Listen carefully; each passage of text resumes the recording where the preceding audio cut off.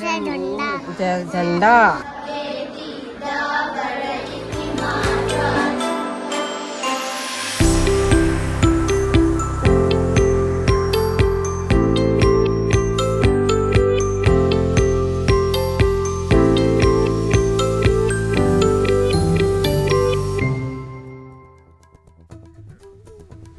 स्वागत है आपका एनडीटीवी इंडिया के शो हम भारत के लोग में। मैं हूं आपके साथ सुमित अवस्थी और जैसा कि आप जानते हैं इस कार्यक्रम में हम आपके मतलब कि आपके सरोकार की खबरों को उठाते हैं, आपके मुद्दों को आपके सामने रखते हैं ताकि हुक्मरान उन मुद्दों पर कोई हल ढूंढ सके। आज भी ऐसा ही मुद्दा एक लेकर हम आपके सामने हाजिर आए हैं। सबसे पहले तो आप सबको हिंदी दिवस की बहुत बहुत बहुत सारी शुभकामनाएं। हिंदी दिवस है 14 सितंबर को मनाया जाता है हर साल। इस दिन आपके बच्चों के स्कूल में हिंदी दिवस पर कार्यक्रम होते होंगे। हिंदी दिवस पर अखबारों में आप विज्ञापन देखते हैं, बड़े बड़े लोग ट्वीट करते हैं, बधाइयाँ देते हैं। लेकिन क्या आप जानते हैं कि 14 सितंबर को हिंदी दिवस क्यों मनाया जाता है? सबसे पहले तो उसी पर बात कर लेते हैं। दरअसल आज ही के दिन 14 सितंबर 1949 को संविधान सभा ने हिंदी को देश की 2 राजभाषाओं में से एक का दर्जा दिया था, एक राजभाषा के तौर पर चुना था। हिंदी भारत की पहली राजभाषा है और एसोसिएट राजभाषा के तौर पर अंग्रेजी को जगह दी गई थी। 1953 में राजभाषा प्रचार समिति के अनुरोध पर देश भर में इसका प्रचार प्रसार किया गया और आज सिर्फ हिंदी पट्टी में ही नहीं बल्कि हिंदी देश के लगभग हर हिस्से में, हर कोने में बोली जाती है, समझी जाती है और हमारे बोलचाल की, हमको जोड़ने की, हमको मेल मिलाप करने की सबसे बड़े माध्यम के तौर पर हिंदी पनप चुकी है। आज के दिन जब हिंदी दिवस है, सबको शुभकामनाएं आ रही हैं, तो प्रधानमंत्री मोदी ने भी ट्वीट कर हिंदी दिवस पर देशवासियों को शुभकामनाएं दी हैं। उनका ट्वीट आपको दिखा देते हैं। प्रधानमंत्री ने अपने ट्वीट में लिखा है कि मेरे सभी परिवारजनों को हिंदी दिवस की हार्दिक शुभकामनाएं। मेरी कामना है कि हिंदी भाषा राष्ट्रीय एकता और सद्भावना की डोर को निरंतर मजबूत करती रहेगी। इनफैक्ट आपको ये भी बता दूं, देखिए हमारे मुंह से कैसे अंग्रेजी के शब्द निकलते हैं। मेरे मुंह से इनफैक्ट निकला। ये ऐसा हो गया है कि हम हिंदी में विदेशी शब्दों का इस्तेमाल बड़ी आसानी से कर लेते हैं। ये हिंदी को मजबूत बनाता है या कमज़ोर बनाता है, इसी मुद्दे पर बात भी करेंगे। लेकिन उसके पहले बहुत से ऐसे विदेशी राजनयिक हैं जो दिल्ली में, हिंदुस्तान में काम कर रहे हैं और वो हिंदी दिवस पर, उनकी मातृभाषा अंग्रेजी है या कुछ और है, उसके बावजूद भी वो हिंदी को अपना रहे हैं। हिंदी दिवस पर हिंदी में हम हिंदुस्तानियों को शुभकामनाएं दे रहे हैं। सुनते हैं ऐसे ही कुछ लोगों को। आपने हिंदी सीखना कब शुरू किया और कितना मुश्किल था आपके लिए हिंदी सीखना? शायद मैं 1 साल पहले हिंदी मैं 1 साल से हिंदी सीख रहा हूँ और मेरे लिए हिंदी एक थोड़ा सी मुश्किल भाषा है क्योंकि हिंदी अंग्रेजी से बहुत अलग है, जैसे आपको पता है। हाँ, और हिंदी में एक बहुत विशेष वर्णमाला है, या मतलब अल्फ़ाबेट है, देवनागरी वर्णमाला है और अंग्रेजी से बहुत ज़्यादा अलग है। ऑस्ट्रेलिया में मेरे 2 टीचर्स थे। एक ओरिजिनली भारत से हैं लेकिन काफ़ी लंबे समय से ऑस्ट्रेलिया में रहते हैं। तो एक ओरिजिनली बिहार से हैं और एक और दिल्ली। मैं भी बिहार से हूँ। अच्छा, ये सुनकर बहुत अच्छा लगा। तो बिहार में आप कहाँ से हैं? मधुबनी। मधुबनी कहाँ है बिहार में? मधुबनी बिल्कुल उत्तर में है। अच्छा, नेपाल बॉर्डर से लगता है इलाका। अच्छा, अच्छा, ये जिला है ये। अच्छा जी। तो अभी मैं बाहर नहीं गया हूँ, लेकिन हाँ मुझे जाना है बिल्कुल बिहार। ठीक है, आप जब भी आए तो हमारे मेहमान वहाँ बने। आपने हिंदी कहाँ से सीखी? इंडिया से और हमारे विदेश सेवा इदारे से काफ़ी अच्छे अध्यापिका से सीख ली। नहीं तो कब से सीखना शुरू किया? इस काम में आने के बाद सीखा और या फिर क्योंकि आपने हिंदी सीखी थी इसलिए काम मिला? पहली बार इंडिया से पहले आने थोड़ा सा टीच योर सेल्फ टाइप का किताब इस्तेमाल करके हैं, लेकिन यहाँ आने पर लांडूर में एक बहुत अच्छे स्कूल है जो सिखाते हैं। मार्गरेट, मैं आपको बोलूँगी कि आपकी हिंदी यहाँ पर हिंदुस्तान में हिंदुस्तानी हिट हो गई है जी। तो सुना आपने, देखा आपने, विदेशी लोग जो हिंदुस्तान में, दिल्ली में आके, भारत में आके काम कर रहे हैं, वो हिंदी बोल रहे हैं, हमारे आयुर्वेद को अपनाते हैं, हमारे योग को अपना रहे हैं, हिंदी भाषाओं की फिल्मों के गीतों को वो गा लेते हैं, हिंदी फिल्मों के डायलॉग्स वो बोल लेते हैं। यानी हमारी हिंदी को बोलने में वो गर्व महसूस करते हैं, हमको अच्छा लगता है।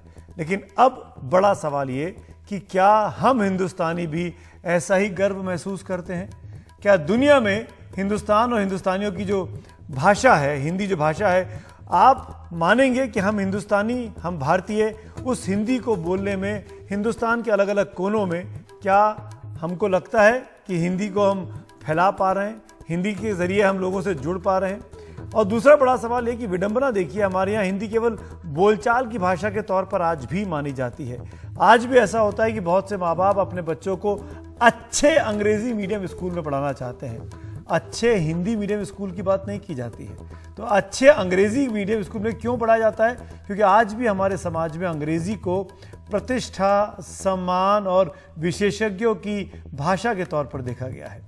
तो क्यों हिंदुस्तान में रहकर हिंदी दिवस मनाने की नौबत आती है? हमारी हिंदी कैसी हो, शुद्ध हो या फिर मिश्रित हो? क्या हत्या को, मर्डर कहना हिंदी को कत्ल करने जैसा है? आप भी सोच रहे होंगे कि मैं कैसी विरोधाभासी भाषा में बात कर रहा हूं, लेकिन सवाल यही है कि क्या हत्या को मर्डर कहकर हम हिंदी का कत्ल कर रहे हैं? आपको जानकर हैरत होगी और बहुत से लोग इनफैक्ट जानते भी होंगे कि जो लोकप्रिय भाषाएं हैं दुनिया में, उसमें चीनी लोग जिस भाषा में बोलते हैं, मैंडेरियन जिसको बोलते हैं, वो सबसे अधिक पॉपुलर है। उसके बाद हिस्पैनिश यानी स्पेनिश जो भाषा है उसका नंबर आता है, नंबर 3 पर अंग्रेजी है और नंबर 4 पर हिंदी आती है। यानी दुनिया की सबसे ज़्यादा बोली जाने वाली भाषाओं में हिंदी चौथे नंबर पर आती है।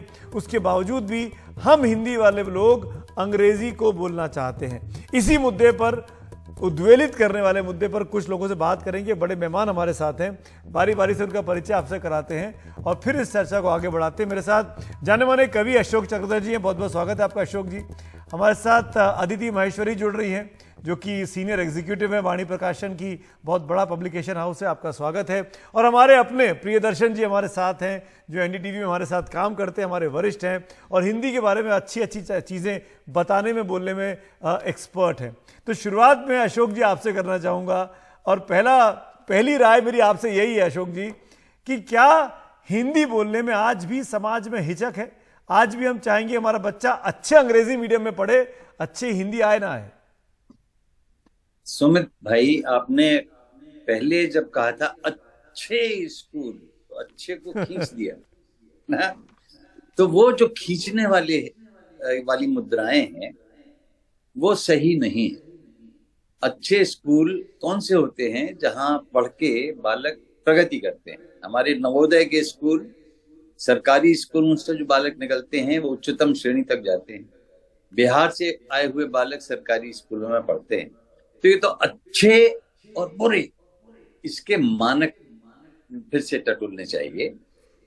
हिंदी चौथे स्थान पर है, ये एक भ्रामक आंकड़ा है। जिसके भाषा भाषी इतने ज्यादा हों, जिसकी समझ अब वैश्विक होती जा रही हो, वो नंबर 1 पर है। लेकिन समस्या क्या है कि मैंडरिन को चीन ने राष्ट्रीय भाषा घोषित कर दिया। उनकी राष्ट्रीय भाषा है, हर किसी को आती है, हर किसी को आनी चाहिए। इसी प्रकार स्पेनिश भी हर स्कूल में पढ़ाई जाती है। हमारे बालक भारत में स्पेनिश पढ़ते हैं इसलिए चूंकि हमें वहां रोजगार मिल सके। अंग्रेजी भी रोजगार के कारण पढ़ते हैं और रुतबे के कारण, रुतबा और रोजगार।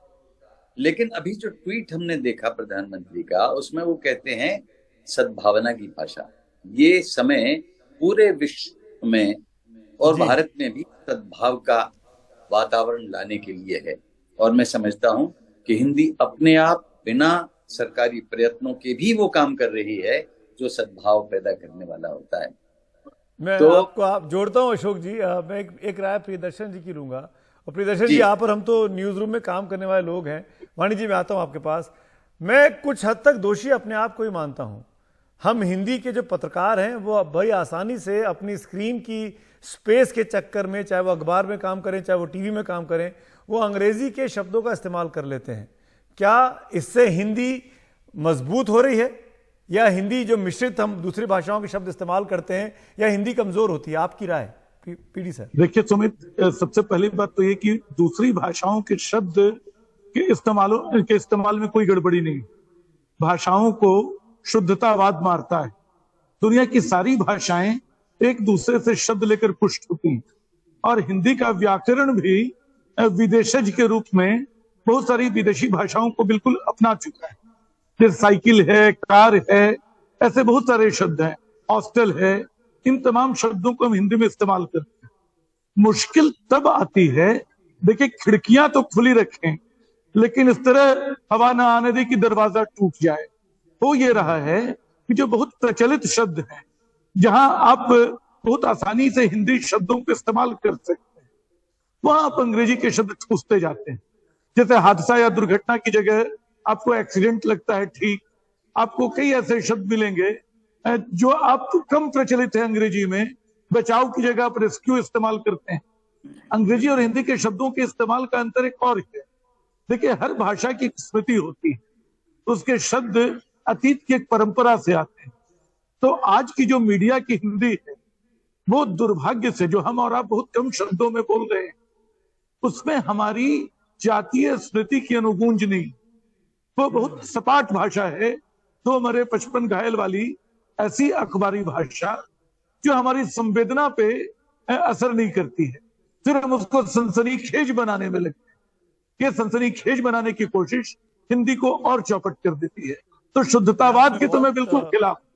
दुनिया भर के शब्द हिंदी में आते हैं, आने चाहिए, लेकिन आपको ध्यान रखना होगा कि हिंदी का मूल चरित्र, भाषा की मूल प्रकृति बनी रहे। एक क्विक कमेंट में लेना चाहूंगा, हमारे साथ वाणी प्रकाशन की अदिति जी भी हैं। अदिति जी, क्या आप भी इस बात को मानेंगी जो बात पीडी सर ने बोली कि हिंदी में अगर आप शुद्धता की तरफ जाएंगे तो हिंदी को आप कमजोर करेंगे? ऐसे बहुत से लोगों को मैं जानता हूं जो दूसरी भाषाओं के शब्दों को जोड़ने पर उनको ऐतराज है, बोलते हिंदी के पास अच्छे शब्द हैं पर आप जानबूझकर उसमें अंग्रेजी को डालकर या उर्दू को डालकर हिंदी को कमजोर कर रहे होते हैं। आपकी राय? इतिहास साक्षी है कि हिंदी या विश्व की कोई भी भाषा एक एकलपन में तो विकसित नहीं हो सकती। उसका संवाद और भाषाओं से और सभ्यताओं से होना बहुत जरूरी है, ताकि भाषाओं के साथ साथ विचारों का भी आदान प्रदान हो। और काल चक्र में भाषा, जो कि एक म्यूजियम है, एक नुमाइश घर है, एक संस्कृति की परिपक्वता का, संस्कृति की सीख का, वो काल चक्र के साथ आगे बढ़े।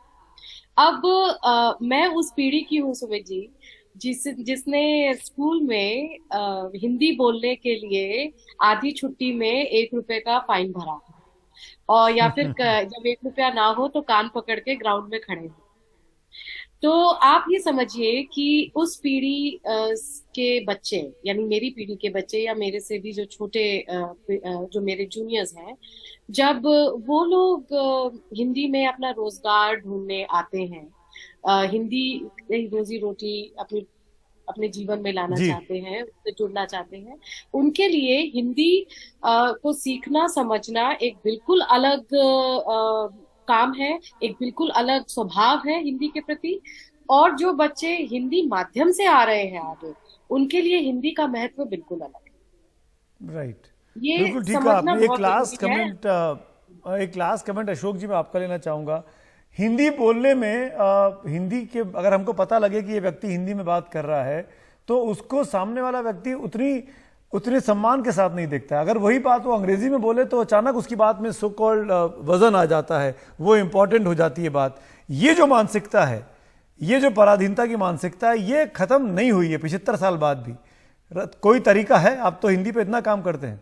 Last comment. ये सो कॉल्ड धारणा है और सीमित दायरे में रहती है, असीमित दिखाई देती है। अंग्रेजी कितनी अच्छी है वो जो फाइन लगाती है अपने बच्चों पर, सद्भावना के बिना अंग्रेजी स्कूल काम करते हैं। मैं चूंकि समाहार चाहते हैं, मैं अपनी कविता आपको सुना देता हूँ। गूंजे गगन में, महके पवन में, हर एक मन में सद्भावना, मौसम की बाहें, दिशा और राहें, सब हमसे चाहें सद्भावना। घर की हिफाजत, पड़ोसी की चाहत, हर एक दिल को राहत तभी तो मिले। फटे सब अंधेरा, ये कोहरा घनेरा, समुज्ज्वल सवेरा तभी तो मिले। जब हर हृदय में पराजय विजय में, हिंदी की लय में, ये सुनिएगा, हिंदी की लय में उर्दू विलय में, उर्दू की लय में हिंदी विलय में, अंग्रेजी विलय में, संस्कृत वलय में, संस्कृत के वलय में, प्राकृत मलय में, प्राकृत की हवा में, जब हर हृदय में पराजय विजय में, सद्भाव लय में हो साधना, गूंजे गगन में, महके पवन में, हर एक। क्या बात, क्या बात। भाषाएं आपने ऑस्ट्रेलियाई राजनयिकों को बोलते हुए देखा। तो जब अंग्रेजी के कितने रूप हैं, ऑस्ट्रेलियन इंग्लिश, अब तो इंडियन इंग्लिश भी कहलाती है, यूके की इंग्लिश अलग है, यूएस की इंग्लिश अलग है। तो मैं भी ये कहूंगा कि हम हिंदी नहीं, मानक हिंदी तो एक है ही जो हम आप बोल रहे हैं, ये किताबों में पढ़ी जाती है, उसको रख दीजिए विश्वविद्यालयों के लिए, उसको रख दीजिए उपन्यासों, कहानियों, कविताओं और रचनात्मक साहित्य में परिनिष्ठित भाषा के प्रयोग के जो अलंबरदार हैं उनके लिए। लेकिन जो लोक व्यवहार की भाषा को लाना चाहते हैं साहित्य में भी, उनको मैं वंदना करता हूँ, उसकी भी वंदना करता हूँ। वक्त की कमी है, मैं आप तीनों का शुक्रिया अदा करना चाहूँगा। लेकिन एक चीज़ कुल मिलाकर आती है कि हिंदी के अंदर अगर बाहर के शब्द आते हैं तो हिंदी उससे समृद्ध होती है, पर ये हिंदी बोलने वाले हम लोगों पर भी जिम्मेदारी है कि हम जबरन के लिए हिंदी के अच्छे शब्दों के बदले किसी और भाषा के शब्दों का जब इस्तेमाल करते हैं अपने बोलचाल में, अपने लिखने में, तो हम हिंदी के लिए एक तरीके से मुसीबत पैदा कर रहे हैं, उसका नुकसान कर रहे हैं। यही बात निकल कर आती है इन तीनों महानुभावों के साथ बात करके। हम लौट कर आते हैं, लेकिन खबरें और भी हैं।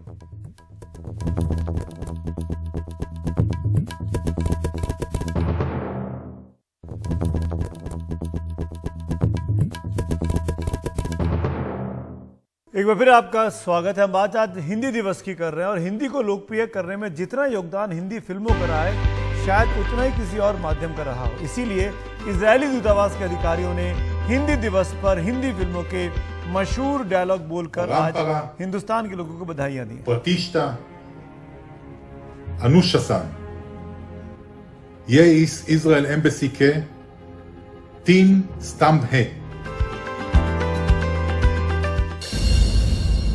चुट के सिंदूर के कीमत तुम क्या जानो ओहे बाबू। हेलो प्रसाद घर पर है? अभी 10 मिनट पहले चल बस है। आपको कुछ बोलना था? चल बस साला देखें नंबर दरकार बेवकूफ सारे। हेलो बाबूराव है? नहीं, देवी प्रसाद है। बोल। तुम अपने आप को बहुत पसंद करती हो ना? बहुत, मैं अपनी फेवरेट हूँ। बाबू मोशाई, जिंदगी बड़ी होनी चाहिए, लंबी नहीं। 200 रुपया का है, 900 रुपया देगा। कौन है जिसने दोबारा मुड़ के मुझे नहीं देखा?